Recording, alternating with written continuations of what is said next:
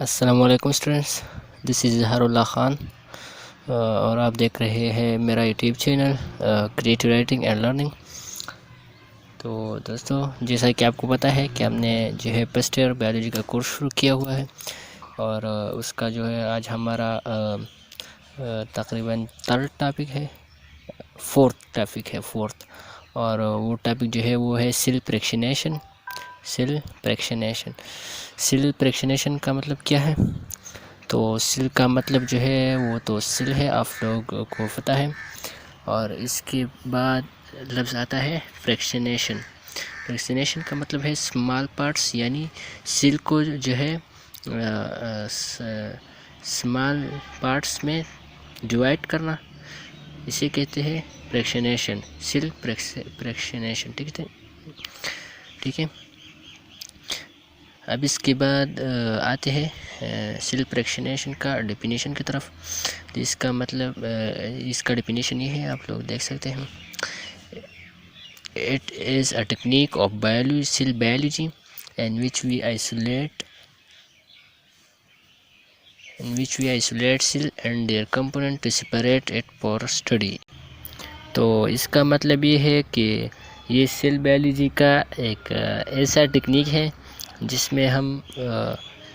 Cell کو isolate کرتے ہیں، اور اس کے جو کمپوننٹ ہے وہ سیل سے جو ہے علیحدہ کرتے ہیں، اسٹڈی کے لیے یا پڑھائی کے لیے، یعنی اس پر ریسرچ کرنے کے لیے، ایکسپیریمنٹ کرنے کے لیے، جو بھی ہے اس کے لیے ہم سیل کے جو کمپوننٹ ہے اس کو سپریٹ کرتے ہیں سیل سے، اور سیل کو آئسولیٹ کرتے ہیں سیل فریکشنیشن کی ٹیکنیک کی وجہ سے۔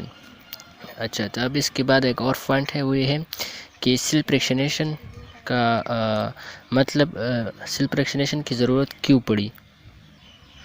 اچھا، تو اس کا جو نیڈ ہے وہ اسی وجہ سے کہ مینی بایولوجیکل اسٹرکچر جو ہے وہ بہت سے چھوٹے ہوتے ہیں اور شارٹ بھی ہوتے ہیں، تو اسی وجہ سے اس کو علیحدہ سے اور الگ الگ سے اسٹڈی کرنا ڈیفیکلٹ تھا، مشکل تھا۔ تو اسی وجہ سے سیل فریکشنیشن کا ٹیکنیک ہم نے یوز کیا، اور اس کی وجہ سے ہم یہ کہ مثال کے طور پر ایک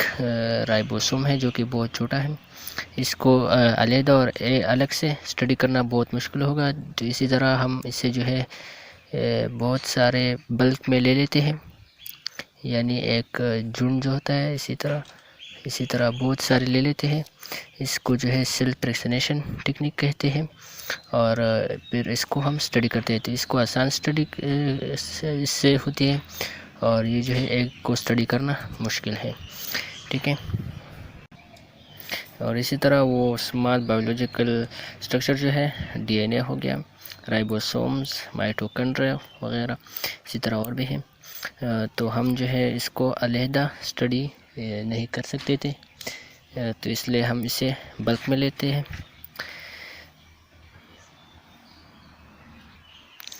So if these structure are in bulk together، یعنی بلک کا مطلب together، یہ ایک جگہ پہ بہت سارے، so they can study more easily، یعنی اس کا مطلب یہ ہے کہ جب وہ ایک بلک میں ہوتے ہیں تو ہم اسے آسانی سے اسٹڈی کرتے ہیں۔ ٹھیک ہے، اچھا، یہ بھی وہی بات ہے، آسانی سے اسٹڈی کرتے ہیں۔ اب اس کے بعد آتا ہے اس کا میکینزم جو ہے وہ آتا ہے۔ تو اس کا جو میکینزم ہے،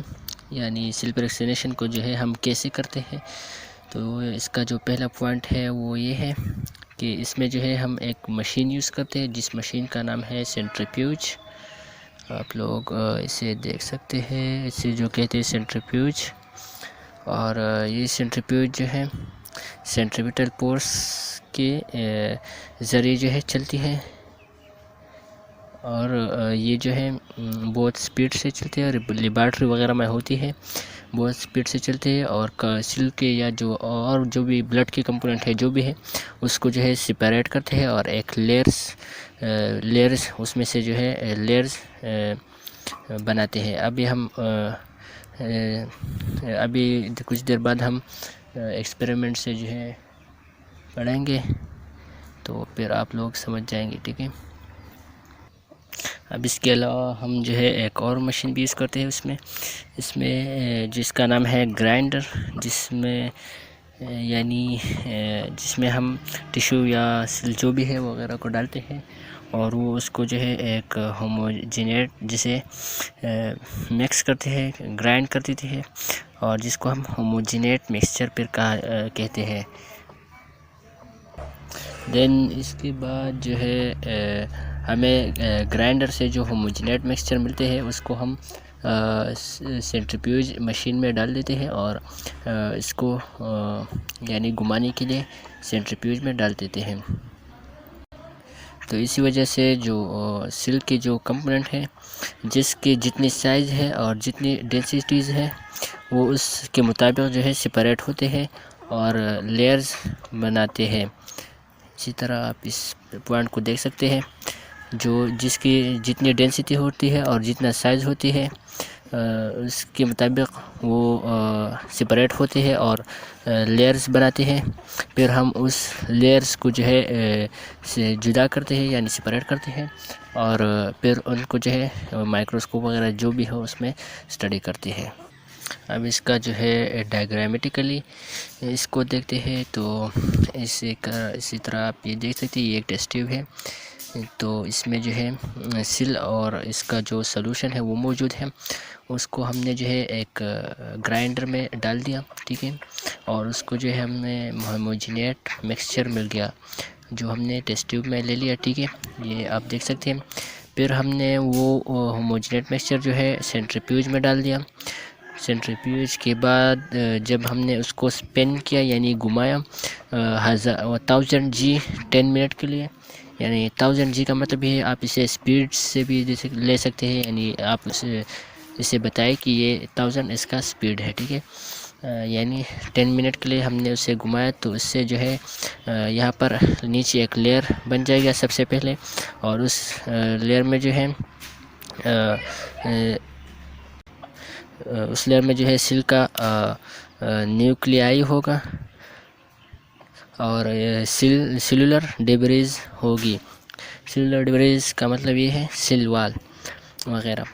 اب اس کے بعد ہم نے جو یہ باقی کمپوننٹ تھا، یہ والا یہ پلیٹ کے علاوہ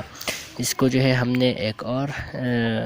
ٹیسٹ ٹیوب میں لے کر سینٹریفیوج میں پھر سے جو ہے ڈالا، اور 20,000 G پر 20 منٹ کے لیے گھمایا، تو اس سے جو ہے ہمیں جو پلیٹ مل گیا، جو لیئرز کے نیچے جو ہمیں جو بھی ملتا ہے اسے پلیٹ کہتے ہیں۔ اس میں جو ہے زیادہ سے زیادہ